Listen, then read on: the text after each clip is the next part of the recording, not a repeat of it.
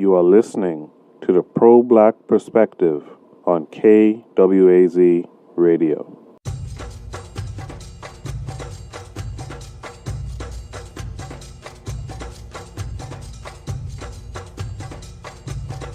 Welcome to the Pro-Black Perspective, where black problems are addressed with black solutions. Your host tonight is the author of the Pro-Black Compendium and Zuberi and the Maroons of Maa, the Pan-African Nationalist, Oni. Oni, what are we discussing tonight? Peace Seeker. Today I'm going to read Zuberi and the Maroons of Maa, and I want you to follow along. I included the first chapter at the end of the Pro-Black Compendium, but I also included the first chapter online on my website, africanbloodsiblings.wordpress.com. So if you look below at the description, I'll link the first chapter. All right, or you can go onto my website and you can see, newsletter archives and skip down to Zuberi and the Maroons of Maa.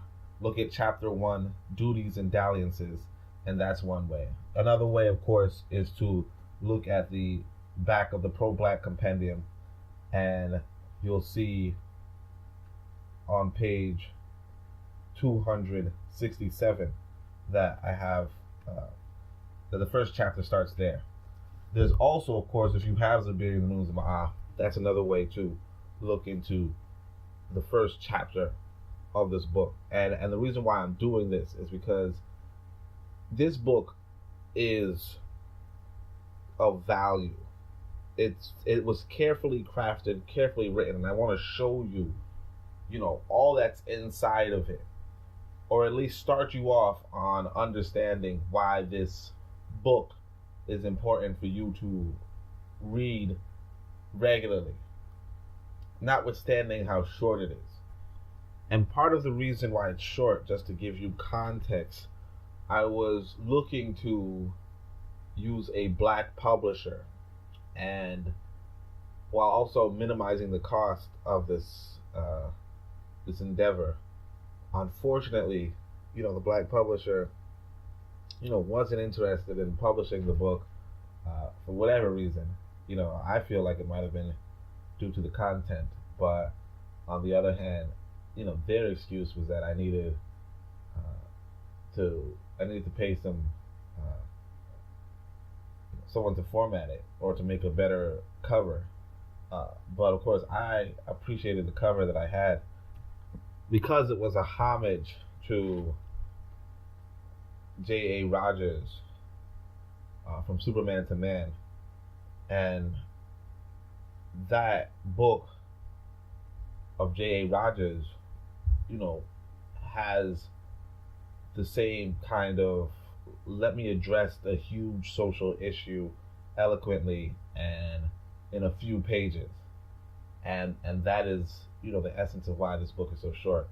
But I want to read to you this first chapter, to show you what it is that Zuberi and the Maroons of Maa has to offer, and of course to encourage you to yourself get yourself a copy and do what I'm doing. Read it and look at it as an article to study. So without further ado, let me start Zuberi and the Maroons of Maa. I hope you had enough time to look for the book, because again, you can see the link. I put the first 10 chapters online, but part of the reason why I have it in published form, not only because it has so much rich content in it that I demand that you have that book on your bookshelf, right?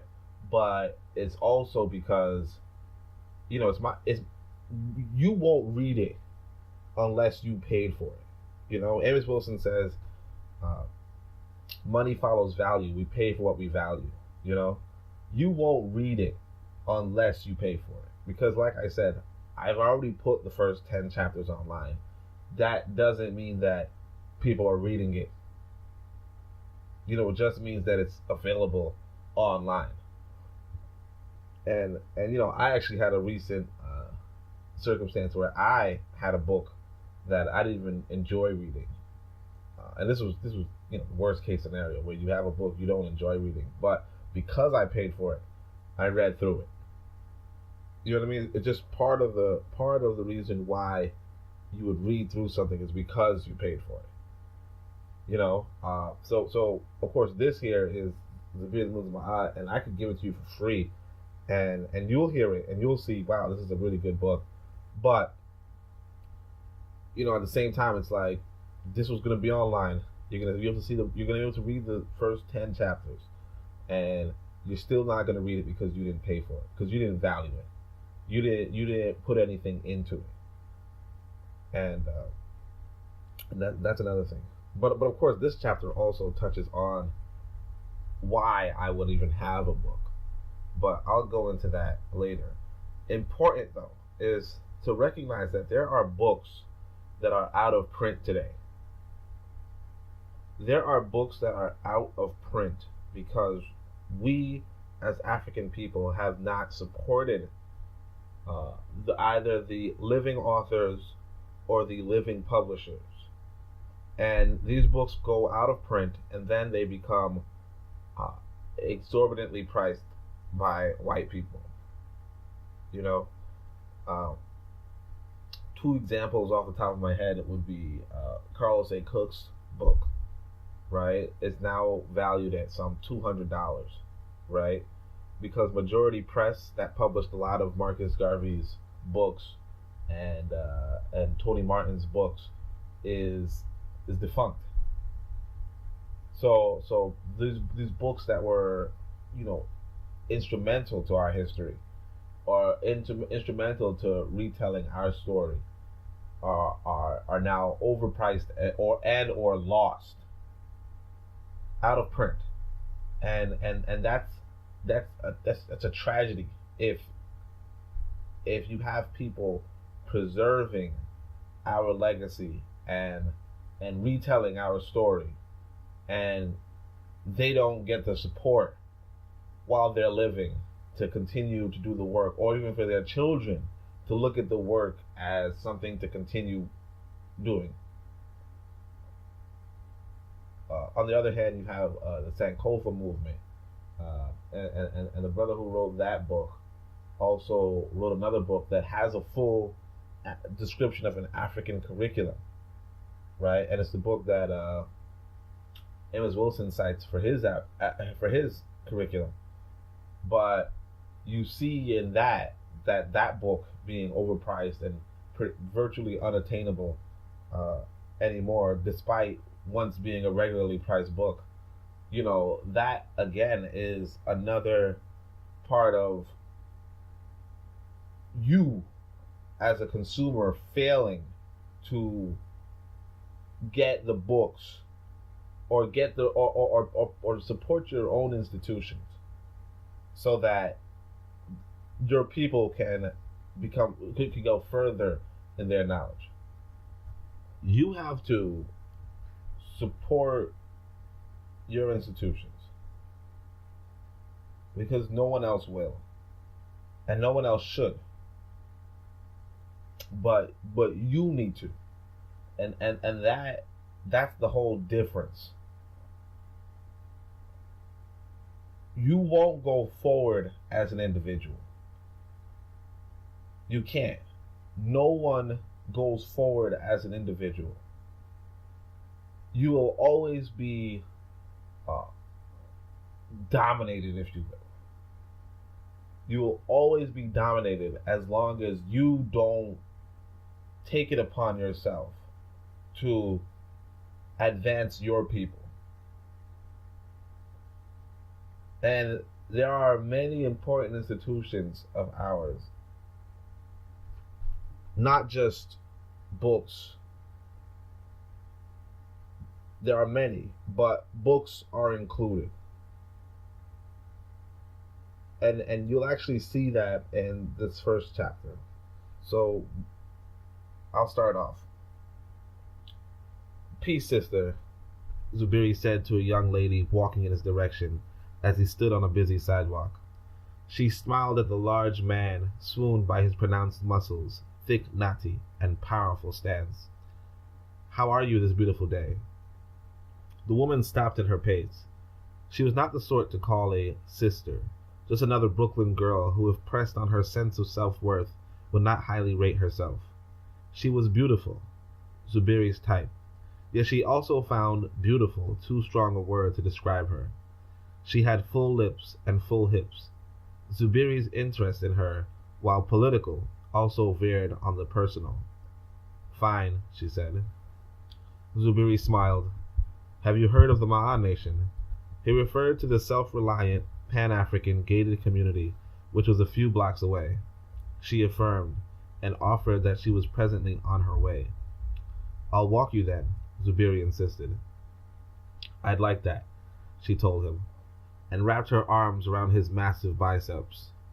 Zuberi looked to the two men across the street and nodded. They understood his meaning. As Maa nationals, they were expected to at least inform the masses about the Maa Nation. Yet seeing as Zuberi was recently divorced, the men understood that Zuberi may mix his duties with his dalliances.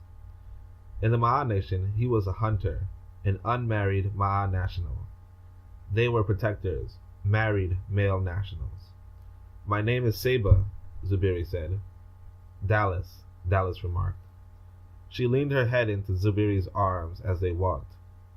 His melanated, muscled arms signified safety.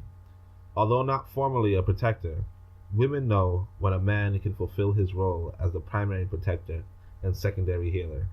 And despite how familiar they may be with a man, they can sense manhood, and it's intoxicating. What brings you to the Maa Nation? The bazaar, she enlightens. Zuberi figured as much. The bazaar in the Maa Nation is the best in Brooklyn. People from all over pay a small fee to enter the Maa Nation's bazaar, but the selection is unlimited. I'm getting a new dress. Zuberi took his arm out of hers, looked her over. She wore a fitted black and yellow dress that admirably hugged her curves. He studied her as she sashayed before him. You look fine in this one, he said, replacing his hand to the small of her back. She returned his arm under hers. That's the point, she remarked. There are dressmakers there who dare to design dresses with my body type and my melanin in mind. I'm breathing in these, and I've received many compliments. Zuberi nodded approvingly. The other Brooklyn girls he saw today wore pants, skirts, and dresses designed for another body type and a completely different complexion. But Dallas's yellow and black dress complemented her black skin, and her curves were accentuated instead of suffocated. I need more. As the pair walked the perimeter of the Maa Nation, which was a large wall with a handful of military-styled outposts manned with cannons and guards, a disheveled and rotund beggar sat on the floor with his hand out and his legs stretched across the sidewalk. Spare some change? Dallas reached for her pocketbook, but Zuberi lifted his hand to signify a stop. He then walked to the beggar and said, Get up. I told you to not sit by this wall. Go in or get out. The disheveled man stood quickly. He recognized Zuberi as a man with an ability to toss him and a history of so doing. The beggar scurried away with apologetic nods. Zuberi returned by Dallas and said, He'll be back. His aggression confused her. Did you know him? She asked, placing her arm back under his and matching his stride to the main gate. He may not look it, Zuberi remarked, but he's a regular con here. He begs so he can go to the city and eat high-end tripe and attend seedy strip clubs. We have offered him jobs, but he'd rather manipulate the sympathy of his brothers and sisters than earn an honest living that benefits his people. Zuberi segued into a political discourse. Our race cannot hope to have an economy if its people do not produce anything. I'm all for men eating, hence why I told him to go in and find employment. But productivity escapes most of our race. For that, most of our people are enslaved. Most, Dallas asked.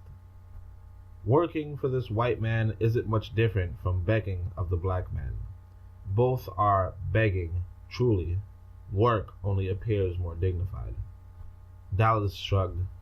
She thought of how nice it would be if she sold dresses, but she couldn't imagine affording Brooklyn through a trade. How else would we live? Self-employment, or more accurately, race employment. Take me for an example. I'm a hunter in the Maa Nation.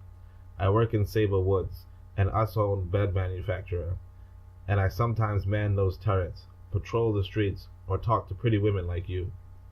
For working for us, I am given a home to live, daycare for my son, food to eat, and a reason to hold my head up. I am not just surviving, not just living, but thriving. The two finally reach the gate, and Zuberi tells the guard to waive Dallas's fee.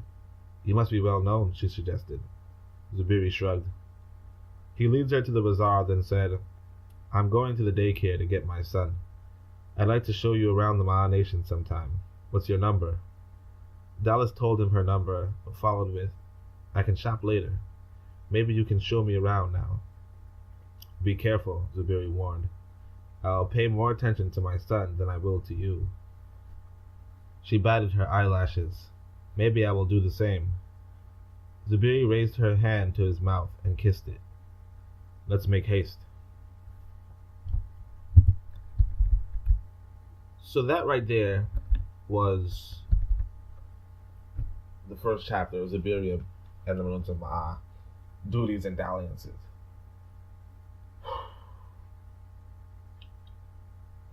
I'll give you a moment to think on that while we head to a station break.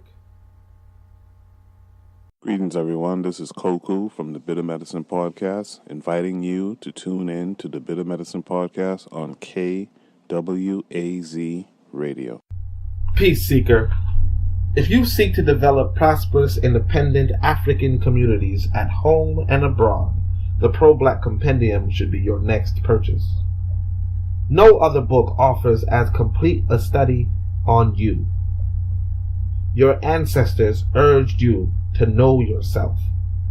The Pro-Black Compendium informs you on you, your ancestors' enemies, your enemies, and what you can do today to live free. Purchase today while you still can. You are listening to the Pro-Black Perspective on KWAZ Radio.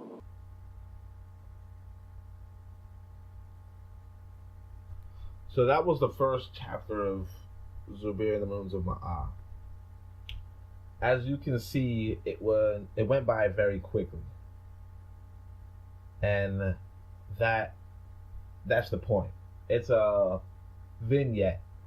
So it's meant to be short, concise, but it's also black literature. And as black literature, it's jam-packed with content. So from there, that was just a scene of Zuberi as he's out letting people know about the Maa Nation, and he comes across a beautiful woman, and because he's single, he takes this opportunity to, flirt with the woman. And in so doing, he brings her to the political scene, the political event, but at the same time, he makes it clear that his mindset when he gets back will be toward his son, his family.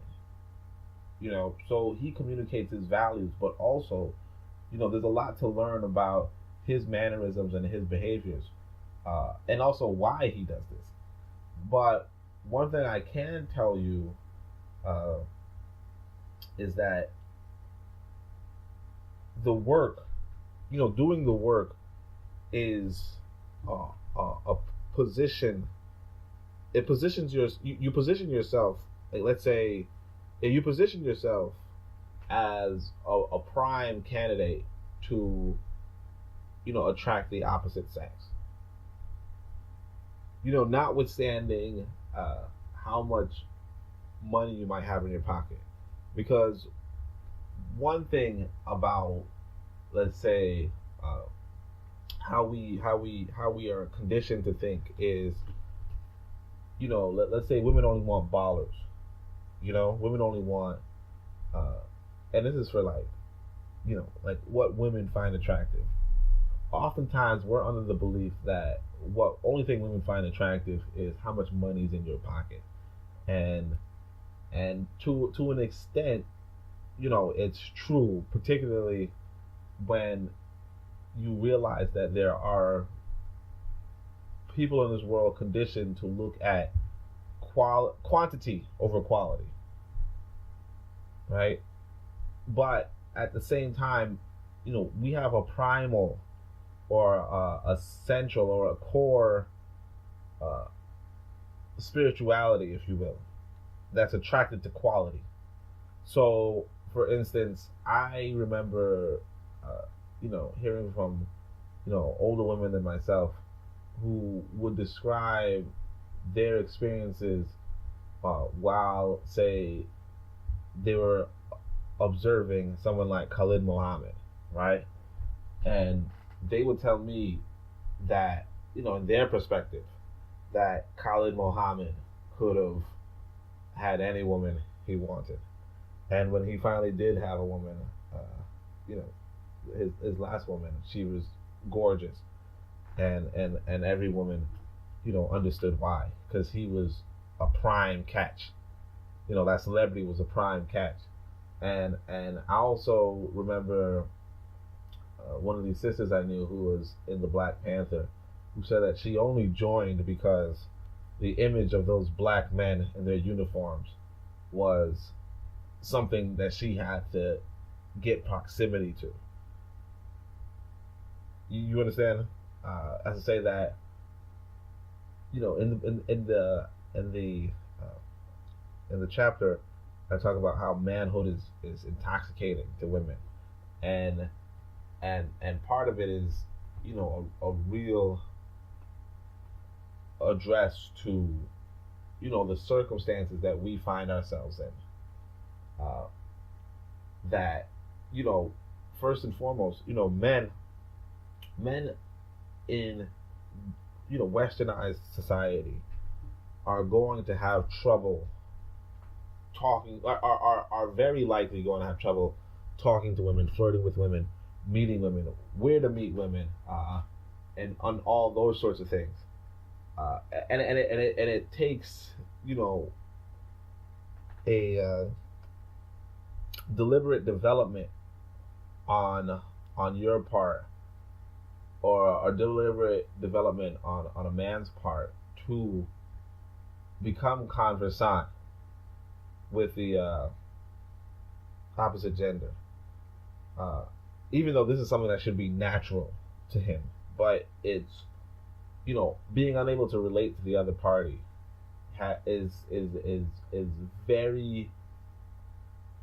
It's something that we're deliberately made to be unable to do. So part of what this first chapter does, or has in it, is it shows you how to go about doing what otherwise is difficult. The idea of standing out there where with other people, or even by yourself, which is something I had to do for a long time, but I also often, had other people with me. But just standing out there and engaging the people, at first seems difficult, seems pointless, seems hard, but it eventually, like you have to, like, the way to get over your fears, if you will, is just do it. And so what Zuberi does, as in standing out there and engaging people, and let's say, in the times that you're single, you might be flirtatious, it works. And I know quite a few people who are doing the work. Or sometimes when you're doing the work, you might be a little bit more attractive to the opposite gender than those who are not. But of course, it comes back to the psychology of of our people on a spiritual sense, i.e., we spiritually yearn for real manhood. And so what Zuberi is doing, or what Zuberi does, is real manhood. And that's something that is written throughout the book. And you'll see that. Zuberi is, quite the man, if you will. So let's turn back into this chapter, and just look at all the nuances, or look at some of the nuances that are in the book. So the first one, of course, is, we start off with Peace Sister. The first thing Zuberi says to this woman, or the first thing in this book, is Peace Sister. So what you see there, right, is that, we describe this woman, right, as not the type that you would call sister, as to say that she's not necessarily conscious, if you will, right? Yet Zuberi doesn't, break his character for hers, or for what he perceives as hers, right? And that's another thing that I learned on the field of organizing and recruiting people, that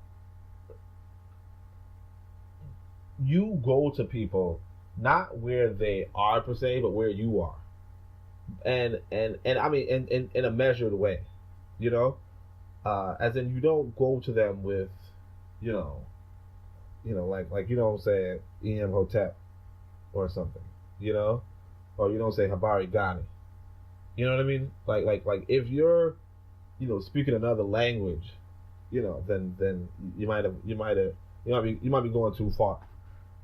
But you go where you're comfortable. You don't if they're somewhere else, if their space is, let's say N word, B word, whatever, right? You don't go there.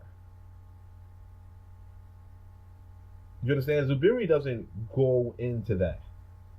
He doesn't say yo ma. Even if that would be more in line with how she's used to being addressed, or how she expects him to address her. He says Peace Sister, and truly a lot of people will, walk away from that. Apparently Hotep might even have a better reception than Peace Sister, but at the same time, regardless, it's part and parcel of this idea that first off, you have to be yourself.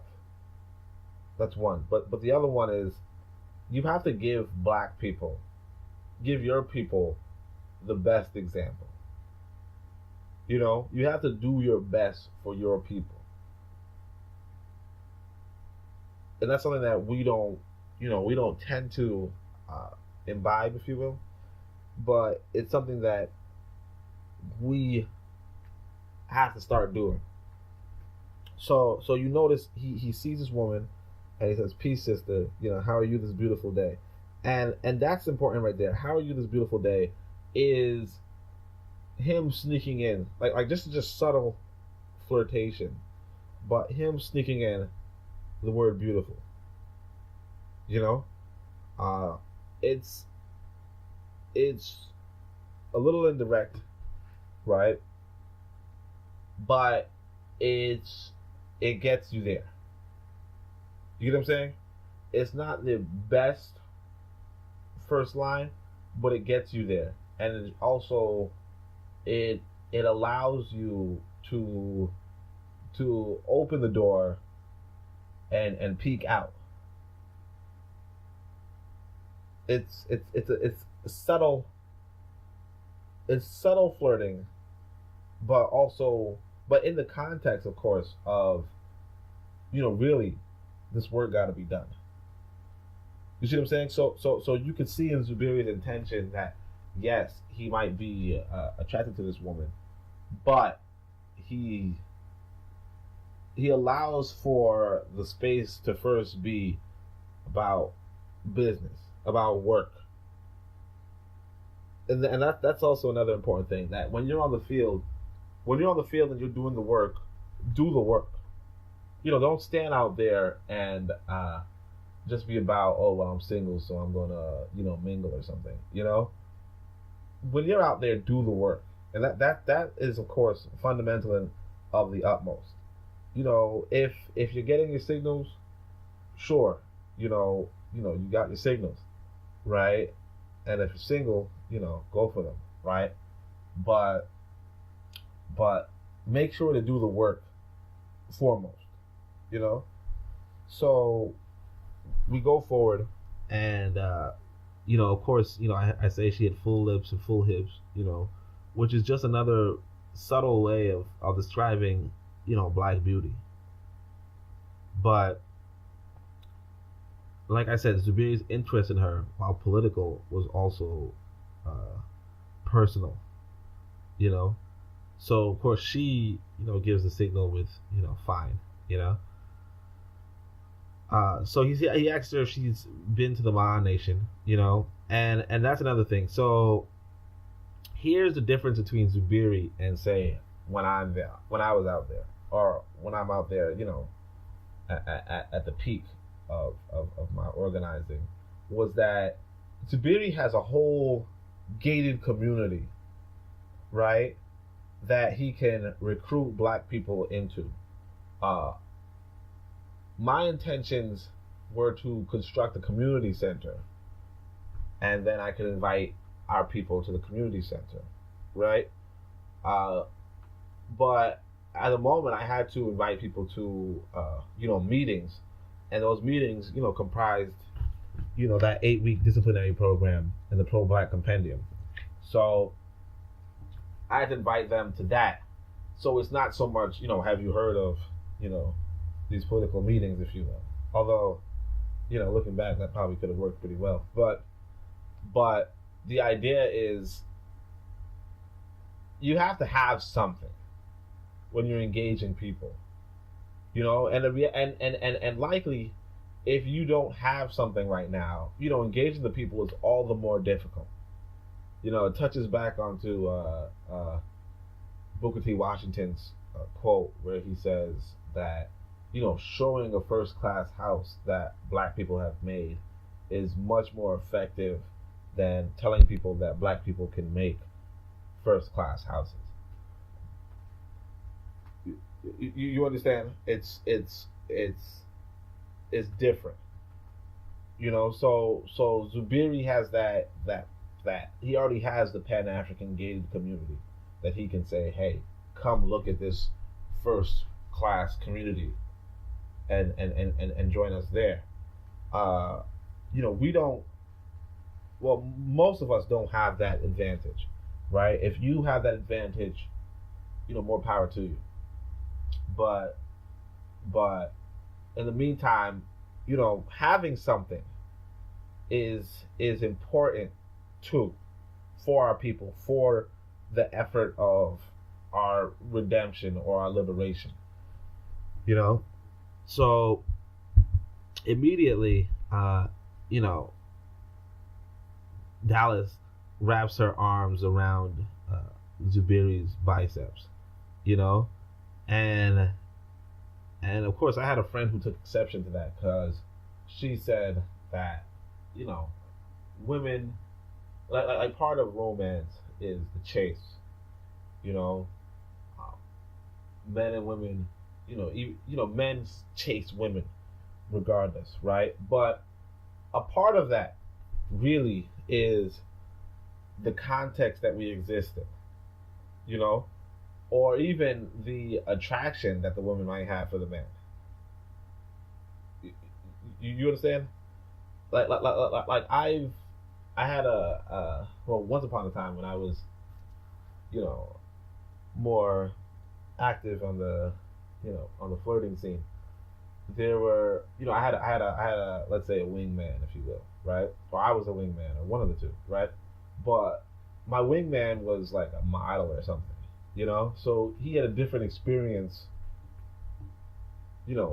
flirting than I did, because of course I, went out and chased and all that stuff, whereas he kind of just sat back and women came to him, yeah, I know, a little embarrassing, but it touches on this idea that, your presentation, like you as a man, your presentation, your physique, your like you can't, you don't necessarily have to be the guy chasing. I mean, if I'm being honest with you, looking back at my my presentation, it wasn't always the best. It wasn't always on point. And of course this model was different. He let's say he was more clean looking than I was, right? But not just that. With regard to Zuberi, he approaches this woman confidently. He is himself. He is strong, tall, attractive. She has no reason to play games with him. She has no reason to have him chase her. You understand? She can be, and not just that. She can realize an attractive man. You'll see later in the book that these Maa nationals are no joke. Zuberi's not a joke. So just this idea that hey, maybe they're going too quick. It's not even real. And actually, I could tell you of one time I was on the train, and I might have just had let's say it might have been just 8 stops. Just 8 stops on the train, and before I know it, me and this woman are let's say pressing our bodies up against each other. And it might be too much information, right? But this is within minutes of meeting each other, and I already have the phone number and everything, but that is part of that's part of being flirtatious. That's part of understanding human psychology, understanding charm, and just being bold. So Zuberi right there, encompasses that. And what it looks like it's unrealistic to us under our colonized Western mindset is really shows what was stolen from us. What liberties, what freedom was stolen from us. And it just looks like, oh, that's ridiculous, that's remarkable, that's unlikely. But really, it's easy when you embrace your way. And I describe your way, particularly how to charm, on page 199 of the Pro-Black Compendium. So you also see in this this paragraph that starts with "I'd like that," you have the Maa Nation has three different groups, at least, and one of them is, of course, the hunter, which is what Zuberi is, right? So he's an unmarried Maa national. So as long as, whether you're male or female, if you are in the Maa Nation and you're not married, you're called a hunter, and you have like hunter privileges, hunter, rights or whatever, hunter everything, right? Or hunter roles. Whereas if you're a married male national, then you're a protector. And likewise, if you're a married female national, then you're a healer. So there you have a different social organization. Clearly the emphasis is on marriage here, right? But there you have, and you'll see as you go into the book that a different social value system is possible, and that's something that Zuberi gives you insight into. You understand? It gives you there's a lot going on here, and you'll see that like later on Zuberi is going to outline what he does in his community and what his community does for him, and that's something that you in this domination don't really think about. How are you going to, how are you socially organized right now?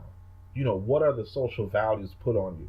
Like I said, you are put into a circumstance where you're supposed to dress up for other people, if you will, name brand, designer, so on and so forth, and that's your value. That's how you are valued by other people, based on how many rich white people contributed to your outfit. And it says nothing about your character, it says nothing about your commitment, it says nothing about your loyalty, it says nothing about you. But there in the Maa Nation, there is an expectancy there's an expectation for you to not only get married, but also to assume certain roles after you're married, and also to assume certain roles before you're married, or even to like what you're concentrated on, on a communal level. That right there is already in that community. So to say this is a way to like this book, Zuberi the Maroons of Maa, looks into an African people's way in a modern setting. This was, for those of you who apparently follow movies or something, this was you know what movie I'm talking about. This was that movie before it was that movie. You know what I'm saying? But anyway, so now notice this. He says first, my name is Saba, and I made it clear that Zuberi's name is Zuberi, but he says my name is Saba, and that's another thing that's important. When you're on the field, you don't know who you're interacting with. Now, I left that more so for your generation than for Zuberi's, because Zuberi is he's a free man, so he has no fears. He has nothing to fear. But you, on the other hand, you might not like, you are not free, so you can go with pseudonyms, right? Of course, Dallas doesn't have a pseudonym, but at the same time, Dallas is named after one of, or when I was starting out with my blog, right? She was the biggest contributor, biggest supporter, that definitely kept me going. So I decided, look, I'm going to put her in this book somehow, and of course, she doesn't have the best character in the world, but at the same time, I had to put her in, So Dallas is the name of, the Queen Mother, who was very supportive of me before, like during a time when, pretty much, I mean, she's still the most supportive person I've ever, had the chance to interact with, notwithstanding how many years have passed since, but definitely, gave me hope, and all that. So again, you go forward and you see she says, you see that I point out that man can fulfill, like, man has a role as primary protector and secondary healer, and that right there is something that you need in your literature.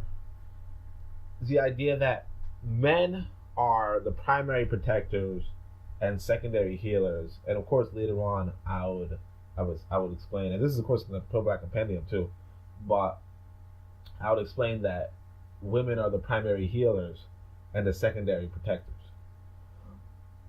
So this idea is pretty much the dual or the complementarity of black men and black women. Just this reality that one is the primary protector and the other one is the primary healer. But of course, they still both provide protection and healing for the family, even in their own way. The woman might not be the front line of protection, but she would still contribute to the protection. And of course, the man might not be the front line of healing, but he would still contribute to the healing, and of course, this right here touches on gender roles, or even why let's say men are out there, in the front, or why women might, like what they're doing, like what their goal is if they ever do cook a meal, for for the man that they like, what's the purpose, is it to clog his arteries, or is it to give him that medicinal energy that he can provide that protection more, and of course, another thing to pick up on is that this healing and this protecting, this is on a communal level. You understand? So one thing that I was privy about was the Maroons of Suriname, right? And they had the men go out and, for lack of a better word, hunt, right? But they had the men go out and hunt, and while the men were out hunting, the women stayed in the village with the children, and they were cooking for the children, but also for the men who would come back. Sometimes the men would come back and maybe they were tired from hunting, sleeping outside and, whatever, and bringing back, this meat, and the women would cook that meat, and or even sometimes the men would cook that meat. But the whole point was that it's on a communal level. So the men go out hunting communally, or they go out protecting communally, and the women were healing communally. And that's another thing that we have to imbibe, but you'll also see it in the book as we progress, because again, it's a vignette, so everything is slow, everything is coming to you, episodically. But the idea is that you're looking into an African community. You understand? You're looking into an African community that follows under the gamut of Pan-African nationalism. And it's something that you won't be able to see elsewhere. No one else is showing you this, like the insides of it. So we're going to take another commercial break. Greetings, everyone. This is Koku from the Bitter Medicine Podcast, inviting you to tune in to the Bitter Medicine Podcast on KWAZ Radio. Peace Seeker. If you seek to develop prosperous, independent African communities at home and abroad, the Pro-Black Compendium should be your next purchase. No other book offers as complete a study on you. Your ancestors urged you to know yourself. The Pro-Black Compendium informs you on you, your ancestors' enemies, your enemies, and what you can do today to live free. Purchase today while you still can. You are listening to the Pro-Black Perspective on KWAZ Radio. Okay, so welcome back. Now, later on, we talk about the bizarre And this idea, the bazaar is something that, will be described later in the book. But the idea is that here you have this gated community that allows the people outside the community to come inside, at least to shop. And it has its own marketplace. And that is utmost, because it allows for trade, it allows for propaganda, and it allows for a community to be interested, and connected. One of the things that we don't have as a people is, or that we don't seem to yearn for, particularly when we're developing, power centers, is community involvement. Someone, one of the brothers who I used to organize with would consistently point out the reality that one thing that our people do is our people allow white folk to police them, uninhibited. If the police require, the use of our,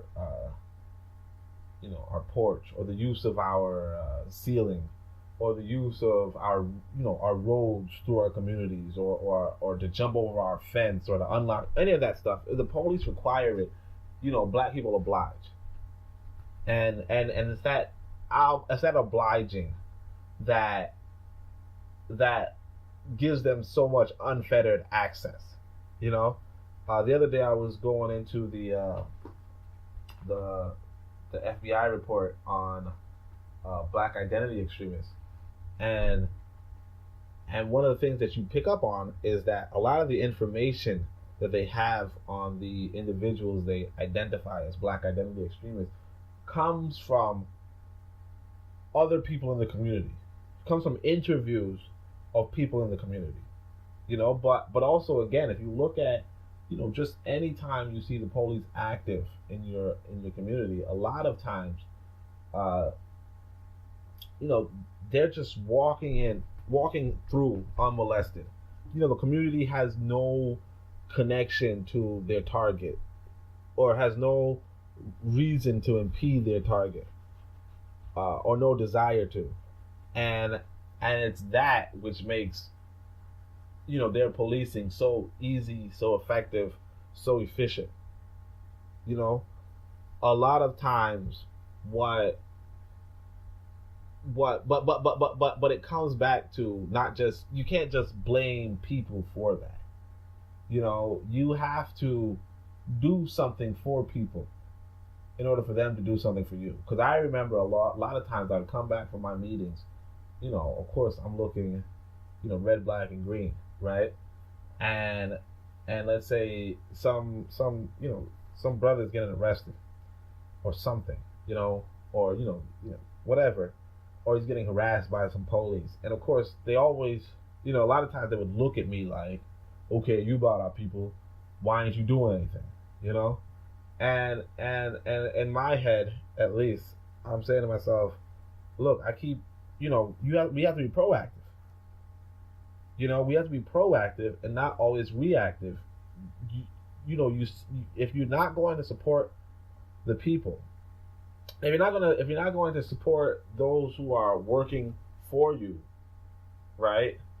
Then how can they work for you without any support? Without any, if you're not organized to, if you're not assisting in the organization to protect you, then how can you be protected? You understand? Because I'm still, I'm short on members, and I can't send them on your behalf because you never contributed. You never helped out. You never, I'm still recruiting. And the whole operation can't go on the bus because you aren't doing anything.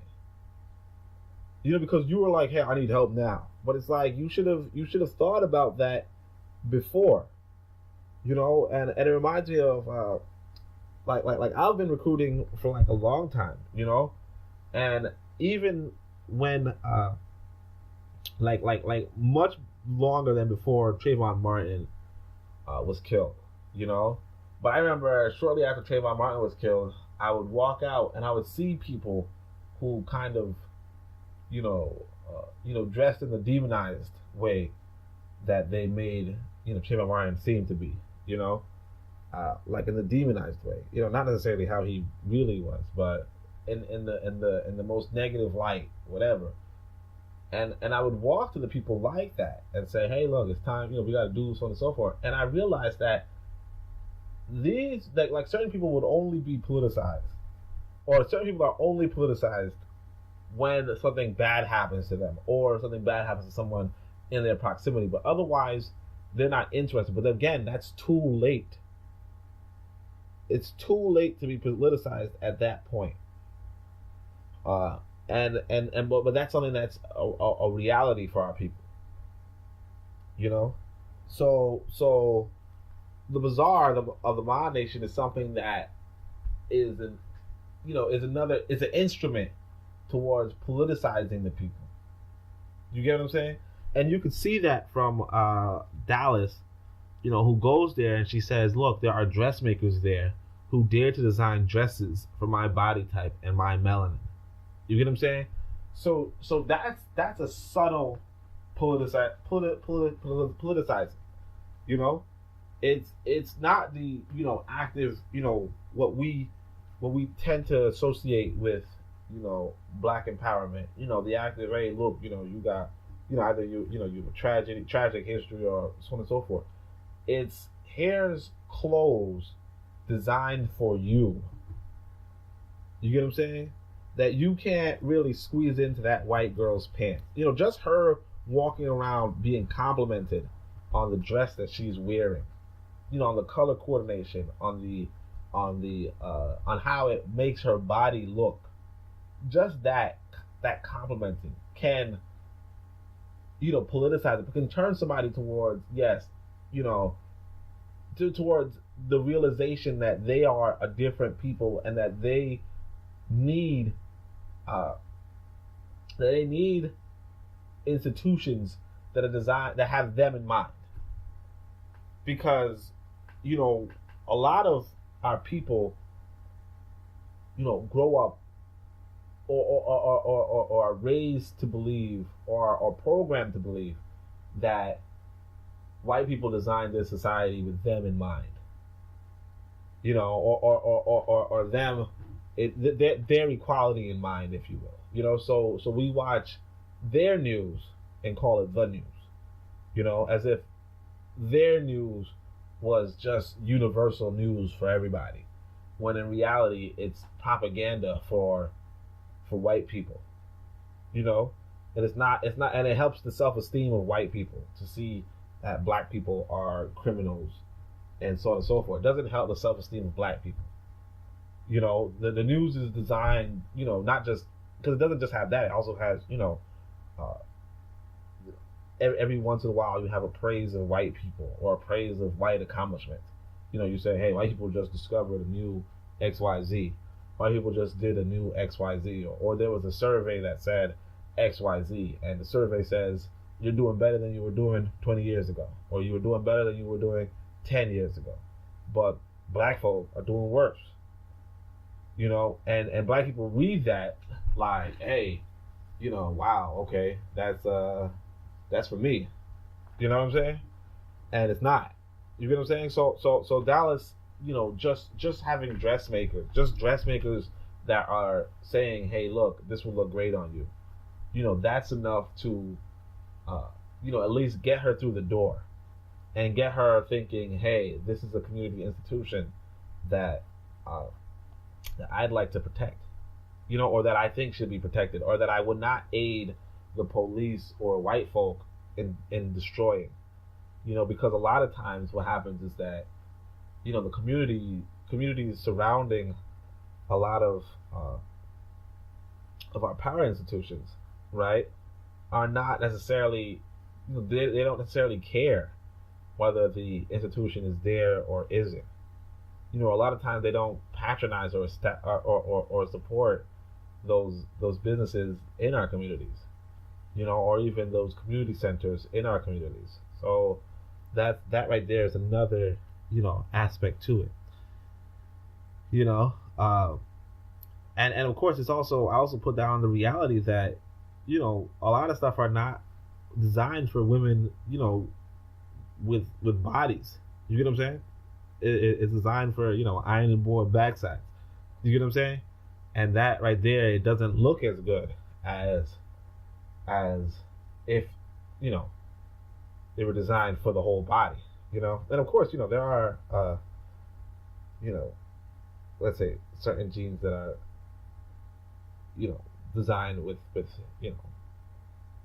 bodies in mind. But again, that's an institution that, the Maa Nation, the Maa Nation is a bazaar that just has a lot of stuff available.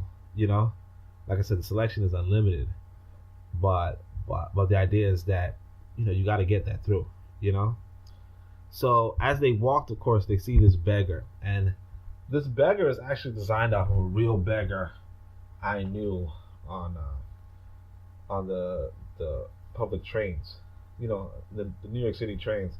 And actually the brother's still begging. This was like, I before I wrote this, I thought about him from like maybe 5 years ago, and he's still in the train. But the thing with him was that when I saw him the first time, I saw him like throw away this huge sandwich he was eating, right? Huge sandwich.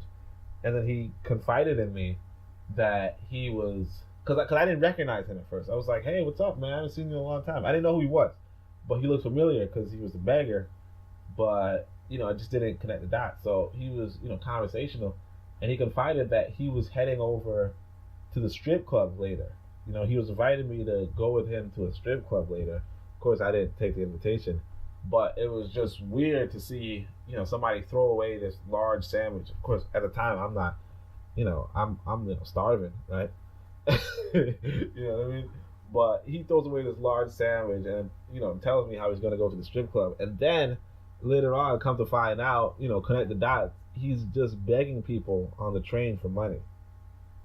You get what I'm saying? Of course, he asked me for $1 at that point. I was like, no.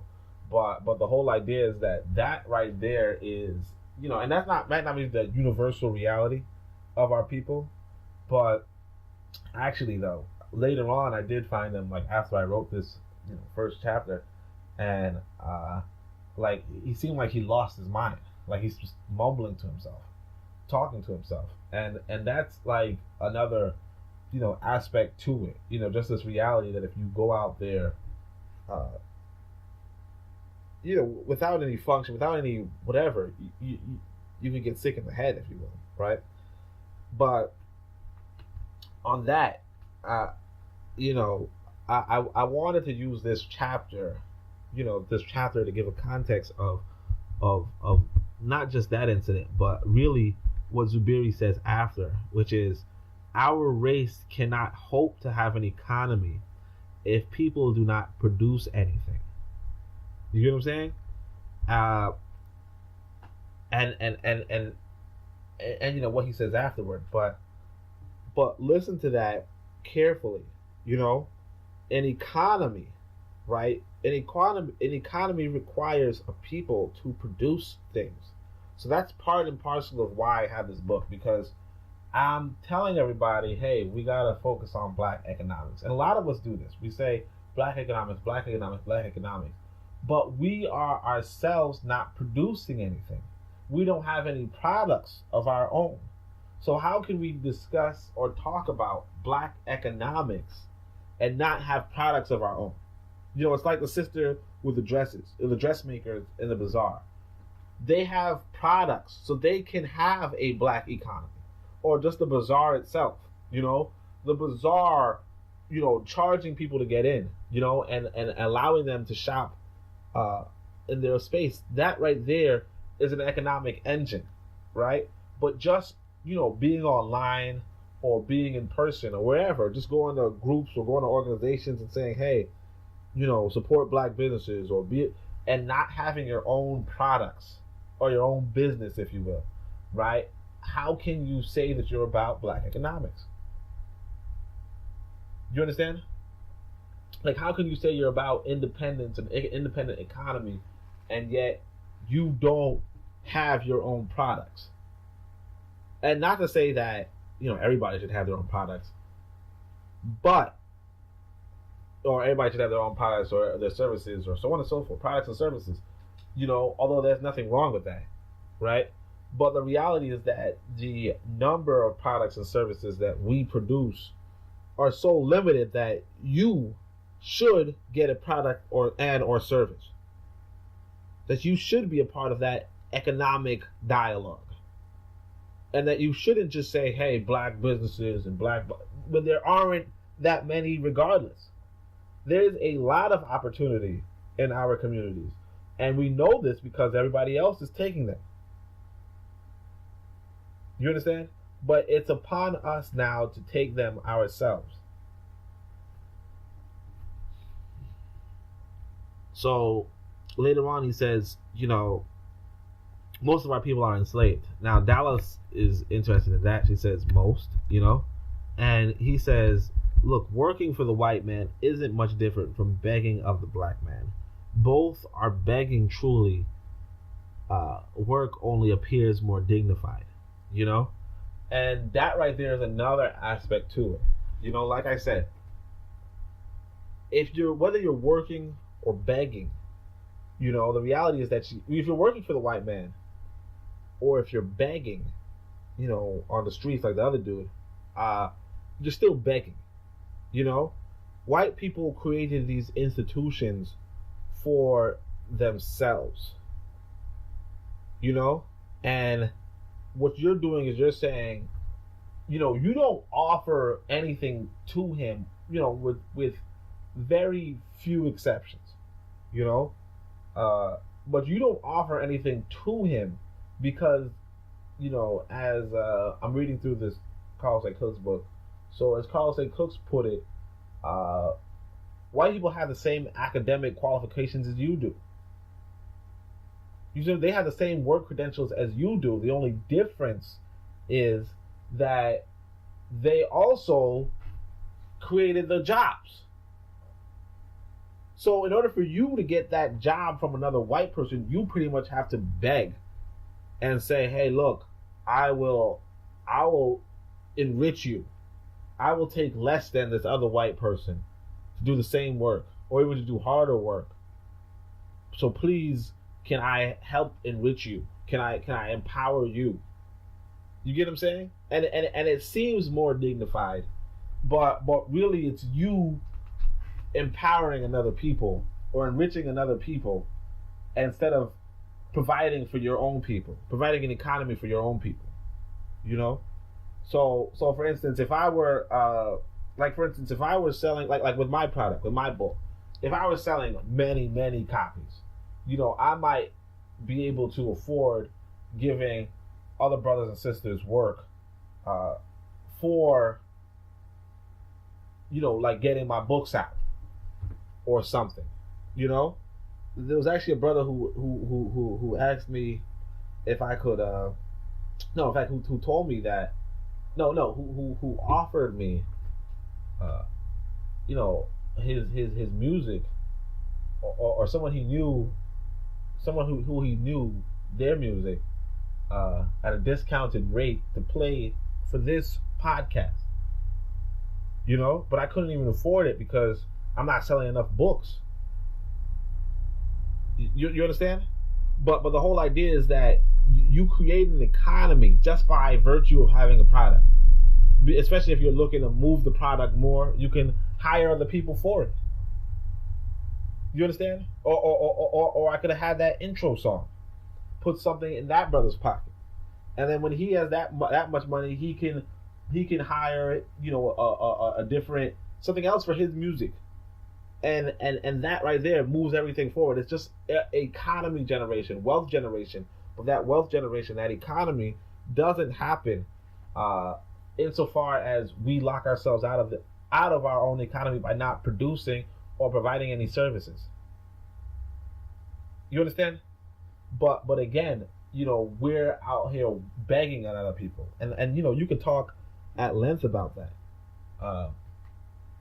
You can talk at length about that, but you also see though Dallas later on says, how else would we live? Because she can't imagine affording Brooklyn through a trade, and see, I already have it built in that a lot of our people do not, because we're not really active in our own economy. We can't imagine being economic people, being productive people, So nobody else is saying, how can I sell clothes and afford where I'm living?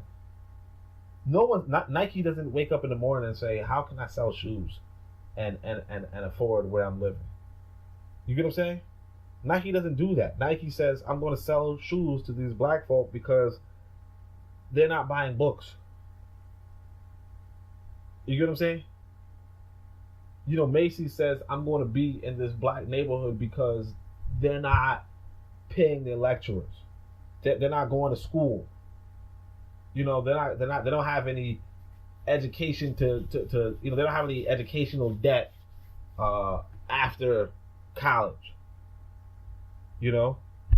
So there's a lot that so she holds herself back, but that's really the mentality that we are given, or that we are programmed to have, and the reality is that it's partially true. How can she support where she's living? But Zuberi outlines the difference between her circumstance and his, and he says, self-employment, but he says more accurately race employment, right? And he says, look here, I work in this company called Sabre Woods, right? And it's a bed manufacturer. So Zuberi works in a bed manufacturing company, right? But he also mans turrets, right? So he does protection, right? He patrols the streets, and he recruits people. So he says he talks to pretty women like you, And for that, instead of so in compensation for that, right? He has a home to live. Like, he lives in a place. He has daycare for his son. He has food to eat, and he says he has a reason to hold his head up. But the idea is that he might not necessarily like his compensation, right? Doesn't sound like the same compensation that you're used to, but at the same time, it's what you need. As to say, he is discussing. He has the necessities already locked down, and that kind of goes back into the other conversation, the other podcast about what Pan-Africanism can do for you. Has to say it can cut down or eliminate the cost of living. As to say that your government, part of what politics is it like politics at least can manage your cost of living. You see what I'm saying? So because of that, Zuberi can because of Zuberi's government in this gated community, right? His cost of living is handled. You see what I'm saying? So he's living free of debt, if you will. And yes, he's still working because he has a role.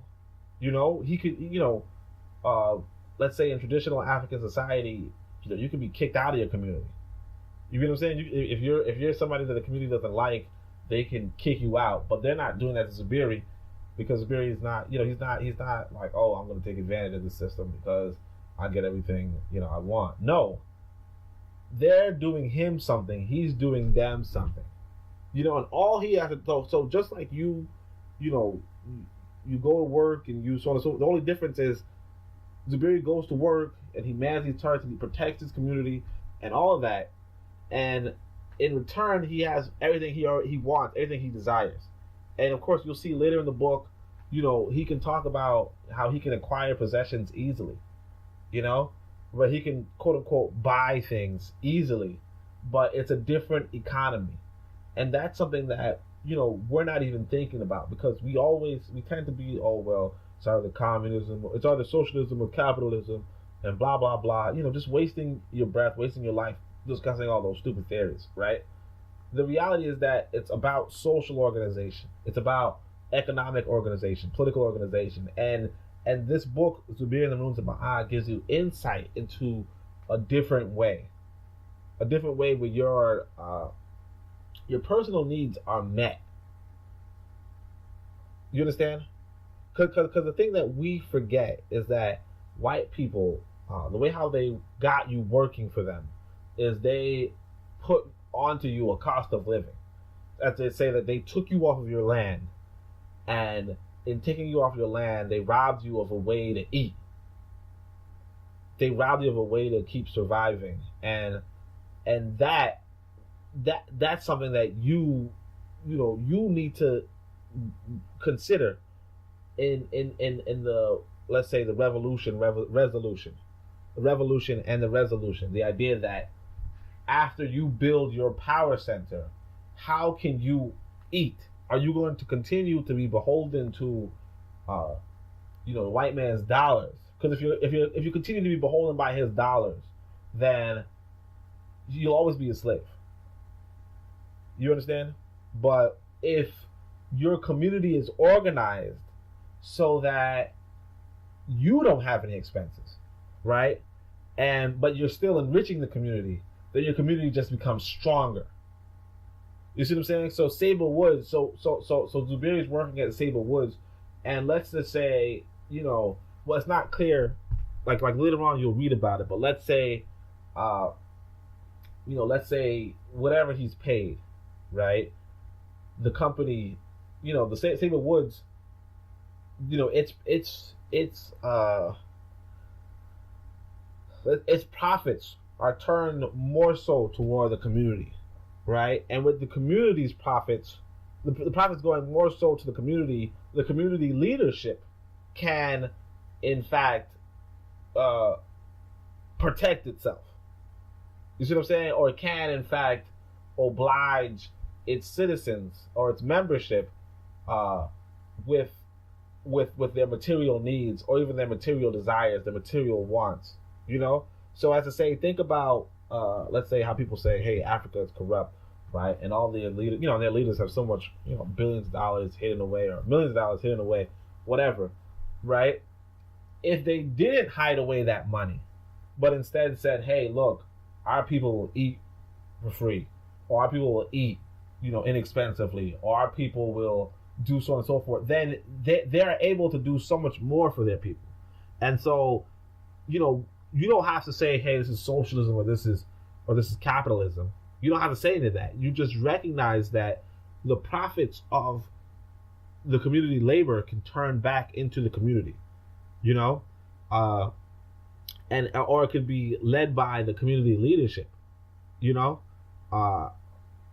community's elders, or whatever. But the idea is that this system is wholly possible, and it doesn't need to fall into your, the simplistic dichotomy that white people set you up with. Well, this is capitalism, or this is socialism. Don't worry about that stuff.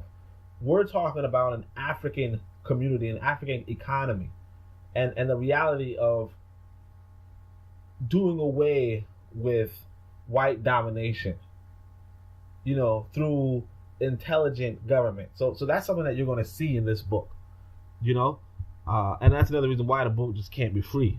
But again, he leads her to the bazaar, and you see, I have him ask for her number. I say, what's your number? Just directly. And that's something that, again, we go back into this, how do you flirt? What's flirting, right? And Dallas, changes her mind, and Zuberi says, be careful, because he's going to go see his son. So he says, be careful, I'll pay more attention to my son than I will to you. And Dallas just returns the flirting with, maybe I'll do the same. And of course, Zuberi raises her hand to his mouth and kissed it, and that's a really basic thing that, men, often forget to do. But like, that's something that you can do anywhere, anytime. If you're flirting with a woman, you can kiss her hand pretty quickly, and that's why, again, I said, it's it's not unrealistic. This is stuff that I've done, even when I wasn't like the most cleanly looking brother. You know what I'm saying? But that right there is the first chapter. I kind of skipped through describing certain things, but something that you can see from that is the reality that even though I read the chapter fairly quickly, you could discuss these chapters at length, because again, they have so much nuances, they have so many things inside of them, so many lessons to learn, so much depth, particularly after you finish the book and you revisit it. It has a rereadability. But definitely, I hope you can see in this book I hope you can see like what I'm trying to do, or what I accomplished doing. And in seeing that, I want you to get this book in your hands, because I wrote it in the vein of several of our great Black literature, several great Black books in our historical canon, like Blake or the Huts of America, or Native Son, or From Superman to Man, and notice too how I let Zuberi be, like, he's not too talkative. Sometimes he shrugs his shoulders. Sometimes he doesn't say anything.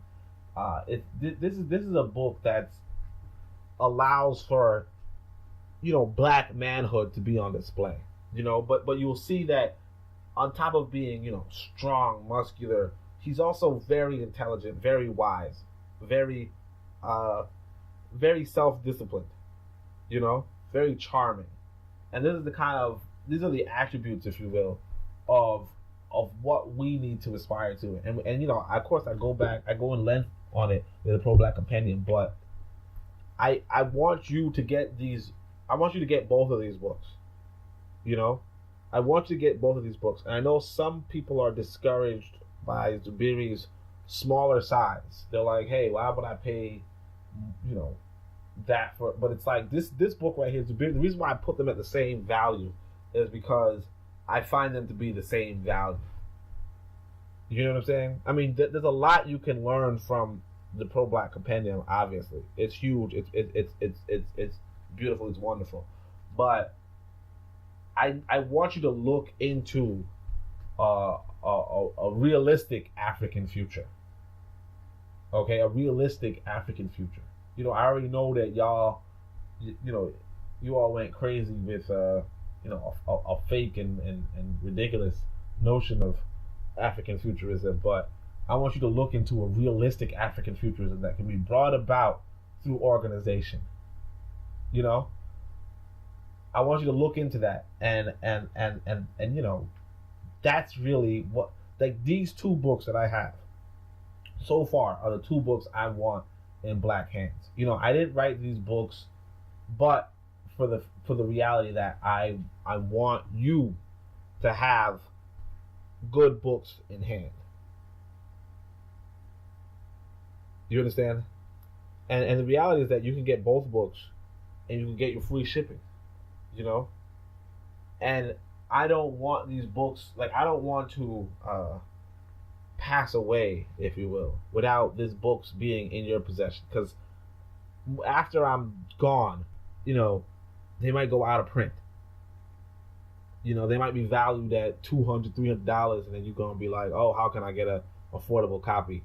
You can get an affordable copy now, and you can help me in the sense of let me know that I can continue writing, that I can write more books, and you will be someone who supports me. Like, right now, I'm not under the impression that you will support me if I wrote another book.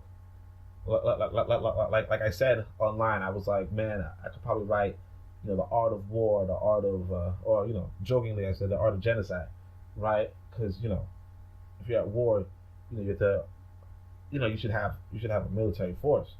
If not, then you're experiencing genocide.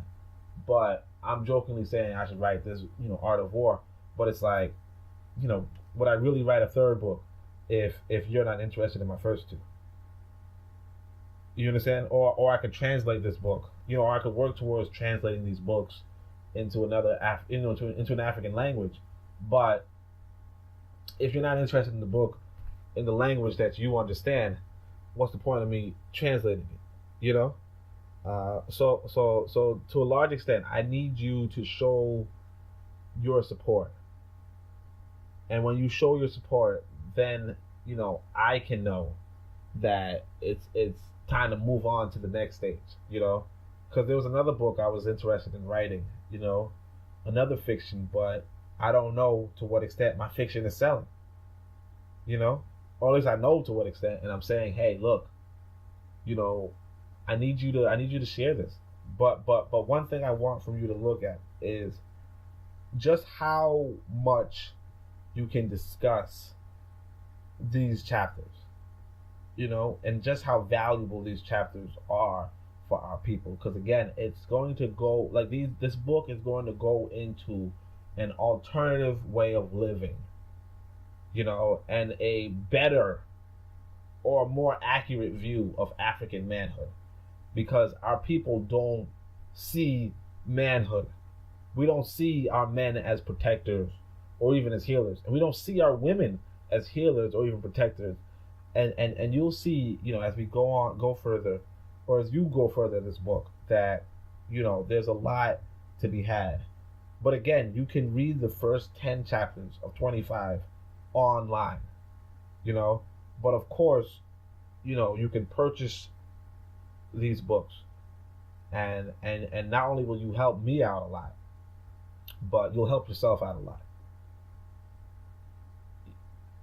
But on that note, thank you so much for listening. You can connect with me on Twitter, Tumblr, or on WordPress.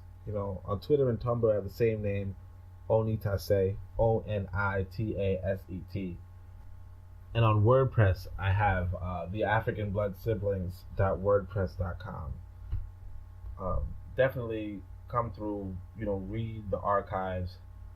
There's over 400 articles, and I'm looking to put up some other stuff, so definitely check that out. But until next week, where I'm going to have an interview with Asamandises on biology, I believe. But until next week, let's just get this information out there, and I hope you get your copies of these books. Show me where you have a copy of these books. I want to see this on my social media so that I can blast it and show people, hey, look, let's change. Let's be a movement. Let's change our people for the better. Let's improve ourselves. Let's exercise self-determination. But all right, thank you so much. Shemi Emotep. Thank you for listening. I invite you to join hands with your brothers and sisters as we recite the African affirmation together. It's a call and response, so follow my lead. We are an African people, robbed from our homeland, robbed of our names, our languages, our cultures, our religions, our womanhood, our manhood, our sisterhood, our brotherhood, our motherhood, our fatherhood, our selfhood, our nationhood, and our self-respect. But we shall rise, never to fall again. Up, you mighty race, you can accomplish what you will. No justice, no peace. No justice, no peace. No justice,